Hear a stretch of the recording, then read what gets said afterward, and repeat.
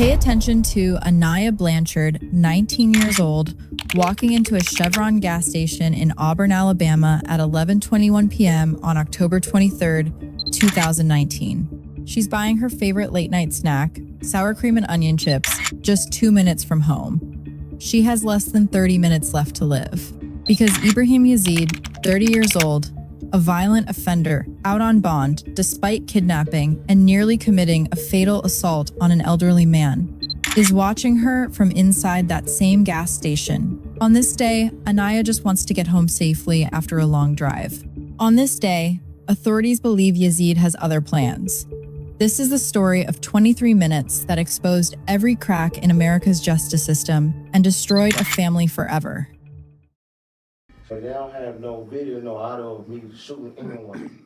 That's what I'm trying to see, how y'all wanna bind me over on hearsay, but y'all ain't presenting no evidence. October 23rd started with grief.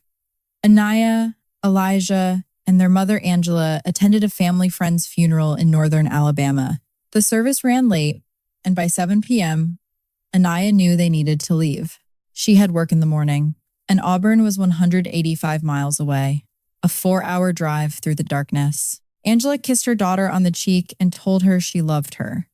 Anaya and Elijah made a brief stop at home in Birmingham to see their stepfather, Walt Harris, a UFC heavyweight fighter ranked 9th in the world. Walt, who had helped raise Anaya since she was 3 years old and considered her his daughter in every way that mattered, was training for his next fight. He hugged her tight. She looked tired, and he almost asked her to stay, but Anaya insisted she'd be fine. That would be the last time Walt saw her alive. It's a moment that haunts him every single day. The siblings made the drive without incident, arriving in Auburn around 11 p.m. Anaya dropped Elijah at his apartment, just 3 miles from where she and Sarah lived. "I love you. Be careful. Make sure you get home safe," he told her. At 11:09 p.m., Elijah texted, "Are you close to being home?" She responded immediately, "Yeah." 3 miles, normally a 10-minute drive. She was almost there. At 11:21 p.m., Anaya pulled into the Chevron gas station on College Street. Security cameras captured her walking inside, staying for approximately 90 seconds. She bought her usual late-night snack, a bag of sour cream and onion chips and a drink. It was her routine, something she did almost every night before bed. What the cameras also captured was Ibrahim Yazid inside that same gas station at the exact same time. On paper, Ibrahim Yazid was a 30-year-old man from Montgomery with a lengthy arrest record. But beneath that surface was something far more sinister. Earlier that same year, 2019, Yazid had been charged with kidnapping a 77-year-old man, robbing him, and assaulting him so severely that the victim nearly died. He was also accused of robbing and assaulting a second man in a separate incident. These weren't minor offenses, these were violent, predatory crimes. And yet, somehow, incomprehensibly, Ibrahim Yazid was walking free, released on bond, staying in a hotel just minutes from that Chevron gas station where Anaya would stop that night. How does someone facing kidnapping charges, someone who allegedly targeted elderly victims, get released back onto the streets? How does the system fail so catastrophically that a violent predator gets a second chance to destroy another life? These questions would haunt Anaya's family and everyone who heard her story. The outrage wasn't just about what happened to Anaya. It was about how easily it could have been prevented. How he ended up in Anaya's Honda CR-V remains uncertain. Did he ask for a ride? Did he force his way in? Investigators believe there was a struggle, evidenced by damage to the exterior of the vehicle. At some point, as the car was moving, Yazid brandished a weapon. Anaya fought back. She tried to escape. The ballistic damage to the door and the evidence-stained passenger seat tell the story of her final moments. Investigators say Yazid fired at Anaya as she struggled to get away from him. The amount of biological evidence found in the car was, according to court documents, indicative of someone suffering a life-threatening injury. A few minutes after leaving the Chevron, Anaya's car appeared at another nearby gas station, where Yazid purchased a small cigar. By 11:43 p.m., Sarah, Anaya's roommate, sent a text asking where she was. The response came back, "I'm smoking a blunt, LOL." Then, "I just met him," referring to someone named Eric.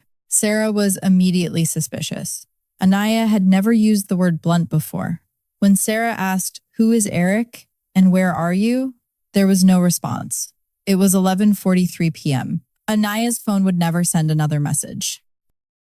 Shortly after, a license plate reader picked up Anaya's Honda near the entrance to Interstate 85, heading south toward Montgomery. Inside that vehicle, Anaya Blanchard was already gone or critically injured, and Ibrahim Yazid was driving her toward an unmarked grave. The next morning, October 24th, Angela tried to FaceTime her daughter for their daily morning ritual. No answer. That was unusual, but Angela thought maybe Anaya was busy. Sarah went to Anaya's bedroom and found it empty. Anaya hadn't come home. She hadn't shown up for work. Karina Thomas, the mother whose children Anaya cared for, called repeatedly. Anaya never missed work. Never. When Elijah got the call from Sarah saying Anaya was missing, his heart sank. He knew immediately something was catastrophically wrong. He called his parents. Angela and Walt jumped into their truck and raced the 2 excruciating hours to Auburn, every terrible possibility racing through their minds. That drive to Auburn was the hardest thing I've ever been through in my life, Angela said later, because I knew something wasn't right. They arrived to find Anaya's apartment exactly as she left it the night before. Her dog Blue was alone, something Anaya would never do. Her friends began spreading the word. Hannah, who lived 3 hours away, dropped everything and drove to Auburn. Within hours, Anaya's disappearance was breaking news. "We just want our daughter home," Angela pleaded to the cameras. "Please, if you know anything, come forward." On October 25th, 2 days after Anaya vanished, her black Honda CR-V was found in a Montgomery apartment complex 55 miles from Auburn. The vehicle was badly damaged. Inside, investigators discovered what Brandon Hughes, the former Lee County District Attorney, would later describe as evidence of foul play. Massive amounts of biological evidence and a ballistic impact. But there was no sign of Anaya. The community of Homewood, where Anaya grew up, erupted in action. Ribbons and bows in her favorite color appeared on trees and lampposts. Nearly 2,000 people organized search parties, combing through woods, alleyways, and back roads from Auburn to Tuskegee. UFC President Dana White and champion John Jones each contributed $25,000 to the reward fund. Dozens of law enforcement agencies joined a massive task force. Walt canceled his upcoming UFC fight. How could he focus on anything except finding his daughter? "Fighting was the furthest thing from my mind," he said. Every day without answers was agony. Every night was sleepless. The family existed in what Angela called pure hell. Investigators worked around the clock, piecing together Anaya's final hours from security footage. They confirmed she'd been at the Chevron gas station. They found footage of her car at a second gas station minutes later. They tracked the license plate reader data showing the vehicle heading toward Montgomery, but they needed to identify who was with her. 14 days after Anaya disappeared, police released a critical image. Security footage showing a man inside the Chevron at the same time as Anaya. An eyewitness reported seeing this man force Anaya into her car before they drove off together. Police called him a person of interest and warned the public he should be considered dangerous and potentially armed. When police identified the man in the footage, the Blanchard Harris family learned something that made their grief infinitely worse. His name was Ibrahim Yazid. He was 30 years old, and he was out on bond despite being charged earlier that year with kidnapping, robbing, and nearly killing a 77-year-old man. He was also accused of robbing and assaulting another man. How was this possible? How was someone facing such serious violent charges allowed to walk the streets? How was he free to enter that gas station, encounter Anaya, and destroy her life? The answer exposes one of the most enraging flaws in the American justice system. Despite his violent criminal history, despite the severity of the charges against him, despite the danger he posed, Ibrahim Yazid had been released on bond. He was staying in a hotel near Auburn, just minutes from where Anaya would make her final stop. Police located Yazid the next day, hiding in the woods 145 miles away across the state line in Florida. He did not surrender peacefully. When he appeared in court with a swollen left eye, authorities revealed the horrifying evidence found in Anaya's car. Fluids indicative of someone suffering a life-threatening injury and a ballistic impact in the door. Yazid was charged with kidnapping, he waived extradition and was brought back to Lee County, Alabama, where Angela and Walt waited, desperate for answers about their daughter's whereabouts. For nearly a month, the family clung to hope. Aniya's biological father, Elijah Blanchard Sr., a local pastor, refused to give up faith that his daughter was alive. Regardless of what the police say, I still have hope that my Aniya is out there waiting on her father to get her, he said. Then came the breakthrough investigators needed. Antwon Fisher, a man who had once served time for capital crimes, was arrested and charged with helping Yazid dispose of evidence. Facing serious charges himself, Fisher cooperated with authorities. He provided a roadmap. District Attorney Brandon Hughes will never forget the moment he and investigators found the location Fisher described, wooded area in Macon County, Alabama, between Auburn and Montgomery. Among the items they discovered was a boot. Hughes took a photograph and called the Harrises to his office. He showed Walt the image. The Sorel boots were a gift Walt had given Aniya during a family trip to New York City. Walt looked at the phone, dropped it on the table, and said, "Y'all excuse me." He walked to a back stairwell where Angela found him moments later, screaming and punching a concrete wall. His knuckles injured, his heart shattered. Their worst nightmare was confirmed. Aniya's remains had been found. "I just wanted to see my child," Angela said through tears. "We were told no." The circumstances of the discovery after nearly a month in the woods made that impossible. Angela said she didn't want to go on anymore. Walt was broken, confused, angry, desperate to know why. The medical examiner's report would eventually reveal the cause of death: gunshot injury, manner of death, homicide. What investigators pieced together from the evidence was a story of pure evil. According to the investigation, here's what occurred during those 23 minutes after Aniya left the Chevron. Somehow, Ibrahim Yazid ended up inside Aniya's vehicle. The damage to the car suggests there was a struggle while it was moving. At some point, Yazid pulled out a gun. Aniya, terrified but fighting for her life, tried to escape. Yazid fired the weapon as she struggled. The massive amount of forensic evidence in the passenger seat told investigators she'd been fatally wounded. Yazid then drove her car toward Montgomery, stopping briefly at that second gas station to buy a cigar. He eventually reached the apartment complex where the vehicle was later found. This is where Antwon Fisher enters the story. Fisher told police that in the early morning hours of October 24th, just hours after Aniya disappeared, Yazid showed up in Montgomery driving what appeared to be Aniya's black Honda. Fisher followed Yazid to the apartment complex, where Yazid left the vehicle and got into Fisher's truck. Fisher said Yazid directed him to drive to an area behind a church near a cemetery. When Fisher looked in his rearview mirror, he saw something that would haunt him: Yazid dragging something wrapped in a comforter. Fisher could see what appeared to be extremities. Yazid dragged the bundle into the woods, came back to the truck, and got in. When Fisher confronted him, asking if that was a body, Yazid allegedly told him he'd fatally injured a girl when she went for the gun. Fisher's testimony would become crucial evidence in the case against Yazid. On December 2nd, 2019, District Attorney Hughes announced that Ibrahim Yazid was being charged with capital murder in Aniya's death. The state would seek the death penalty. 2 days later, when Yazid appeared in court, he showed no remorse. Instead, he challenged the prosecution. "They don't have no video, no audio of me harming anyone. That's why I'm trying to see how y'all will find me. Y'all ain't presenting no evidence." He seemed pleased with himself, smirking at the family. The Harrises attended every court hearing, forcing themselves to face the man who destroyed their lives. "I wanted to climb across the barricade," Walt admitted. "I was shaking with anger. Only Angela's steady hand on his arm kept him from attacking Yazid. I wanted him to know that I'm representing my daughter," Angela said, "and that I'm not going anywhere. We're right here, and we're going to fight this all the way through." But here's what makes this case even more enraging. Investigators revealed that Yazid wasn't just charged with taking Aniya's life. He was also facing charges for shooting 2 other people the year before her murder. The man who encountered Aniya that night had allegedly committed multiple violent crimes and was still walking free. How many warning signs does the system need? How many victims does it take?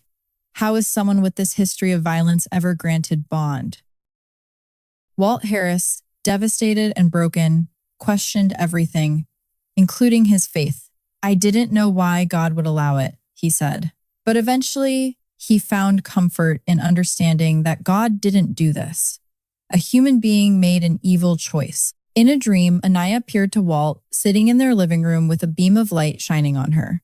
She reached out her arms, hugged him, and said 2 words, "Keep going." Walt woke up with renewed purpose. Inspired by Anaya, he decided to return to the UFC. A fight was scheduled for October 24th, 2020, exactly 1 year after Anaya's murder. When he told Angela, she asked if he was sure. "I'm sure," he said. He knew Anaya would want him to fight. Walt flew to Abu Dhabi and spent 2 weeks in quarantine training in a hotel room.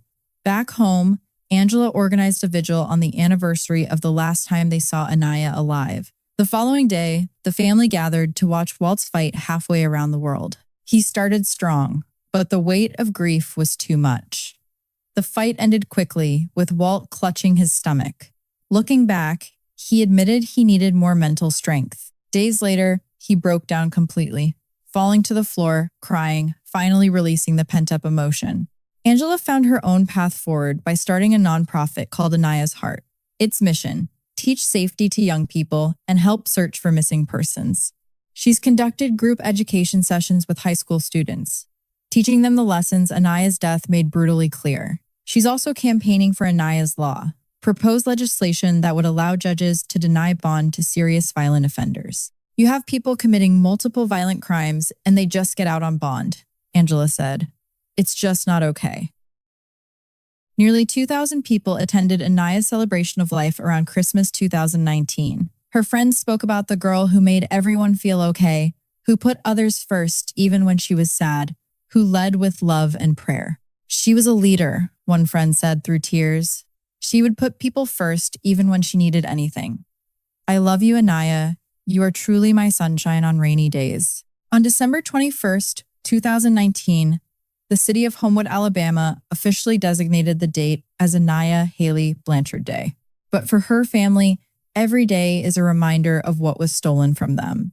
Elijah lost his best friend, the sister who followed him to college just to stay close. The younger children, Asa and Ayla, lost the big sister who helped raise them. Karina Thomas's children lost the nanny who loved them like her own.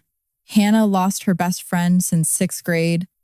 Walt and Angela lost their angel. As of today, the case against Ibrahim Yazid has been delayed by the pandemic. His multiple criminal cases crawl through the system at an agonizing pace. His lawyer declined to be interviewed. Yazid maintains his innocence.